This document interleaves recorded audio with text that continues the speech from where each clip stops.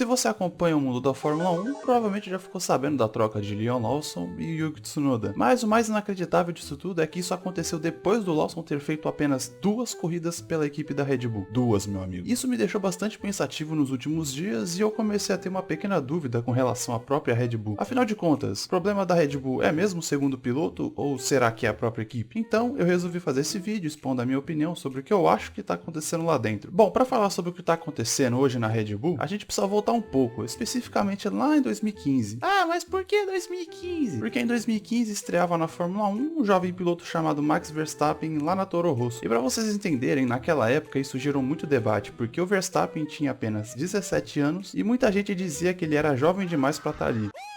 Mas o Verstappen calou a boca de muita gente, fazendo uma boa temporada, pontuando logo na sua segunda corrida, se tornando o piloto mais jovem da história a pontuar na Fórmula 1. Recorde que inclusive dura até hoje e provavelmente vai durar para sempre, caso a FIA não mude as regras. O Verstappen no final daquele ano somou 49 pontos no campeonato e terminou em 12º. Só para fazer um comparativo, o companheiro de equipe dele, que era o Carlos Sainz, fez apenas 18 pontos. Então, depois dessa temporada, muito boa do Verstappen, começou uma pressão absurda para cima do Daniel Kvyat, que na época era o piloto titular da Red Bull, ao lado do Ricciardo. O que fez em 2016, depois de 4 corridas, a Red Bull substituiu o Kvyat pelo Verstappen. O que eu discordo, ele estava até correndo bem, mas a Red Bull já estava completamente louca para colocar o Verstappen, e depois daqueles 2 episódios do Kvyat com o Vettel, a Red Bull tinha a desculpa perfeita para colocar o Verstappen no lugar dele. E depois que isso aconteceu, o Verstappen iria disputar sua primeira corrida pela Red Bull lá no GP da Espanha. E ele simplesmente ganhou a prova. Essa façanha do Verstappen calou qualquer crítica que pudesse ser feita para a Red Bull por ter substituído ele pelo Kvyat com apenas 4 corridas. Lembrando que o Kvyat não tinha apenas 4 corridas. Ele fez a temporada de 2015 inteira pela Red Bull, mas em 2016 ele fez apenas 4 corridas. Então, a partir dali começava esse relacionamento do Verstappen com a Red Bull e vocês já vão entender por que eu tô contando tudo isso. Bom, desde 2016 para cá já se passaram 9 anos e nesses 9 anos que o Verstappen tá na Red Bull, ele teve 5 companheiros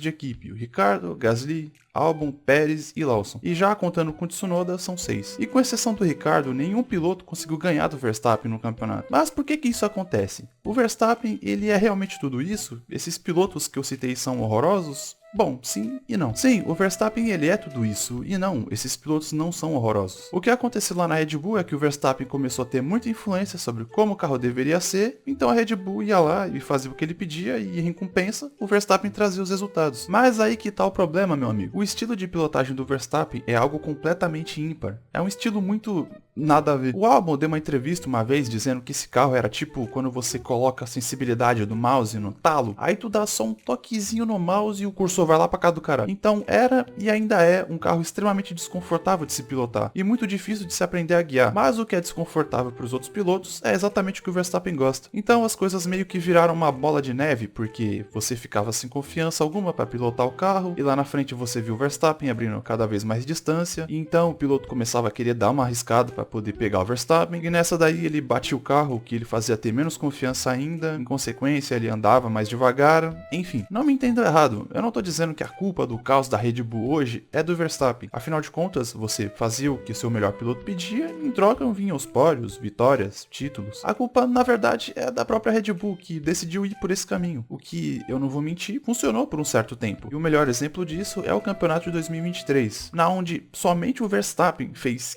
575 pontos. E a Mercedes, que foi vice-campeã de construtores, fez 409. Ou seja, se a Red Bull tivesse somente o Verstappen em 2023, ela ainda assim seria campeã. 2023 foi tão absurdo que o Verstappen venceu 10 corridas seguidas, estabelecendo um novo recorde de vitórias consecutivas. Mas tudo isso aconteceu porque eles tinham um carro extremamente dominante, o que não se repetiu em 2024. E você pode até argumentar dizendo que o Verstappen foi campeão de 2024. Sim, o Verstappen foi, mas a Red Bull não, porque o Sérgio Pérez fazia uma corrida pior que a outra. E não, o Pérez não é esse piloto horrível que ficou marcado nos últimos anos. E eu duvido muito que o Lawson também seja esse piloto ruim que larga em último. Então o problema é a Red Bull, que faz um carro pensando apenas em um único piloto, e agora que eles não têm mais o carro dominante, a equipe tá caindo aos pedaços, parecendo uma barata tonta depois de tomar uma baforada de raid. E existe também outro motivo do porquê que a Red Bull caiu tanto de desempenho. No ano passado, Christian Horner, que é o diretor de equipe, se meteu em uma acusação de assédio e daí pra frente foi só pra trás. atrás. Porque a Red Bull perdeu o cérebro da equipe, que era o Adrian Newey, o relacionamento do Horner com o Verstappen pai e o Verstappen filho deu uma azedada, e toda hora vira e mexe isso aparece em alguma notícia dizendo que o Verstappen vai sair da Red Bull. O que levanta uma dúvida na minha cabeça. Se a Red Bull perder a referência que eles têm na pista, o que cacetas vai acontecer com essa equipe? Na minha opinião, vai acontecer exatamente o que aconteceu com Lawson nessas duas primeiras corridas, só que dessa vez em dose dupla. Porque a Red Bull projetou um carro completamente inguiável para qualquer outro piloto, com exceção do Verstappen. Então, a probabilidade maior é que sim, o Tsunoda vai ser só mais um na lista de pilotos que vão ser fritados lá dentro igual coxinha no óleo.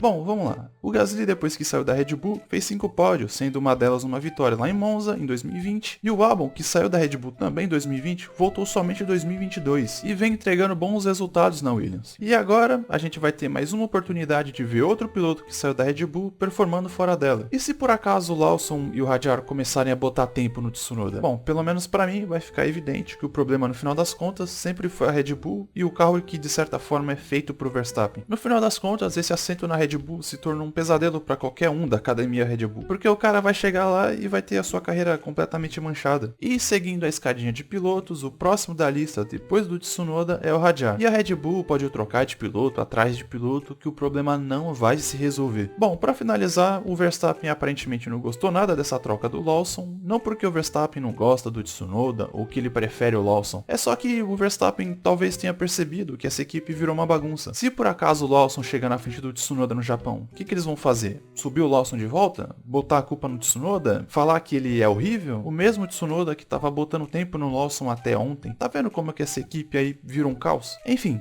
essa é apenas a minha opinião. Se você concorda ou discorda, deixa aí nos comentários que eu vou estar lendo. Não se esquece de deixar o like e se inscrever no canal. Muito obrigado por você ter me acompanhado até aqui. Até o próximo vídeo e tchau!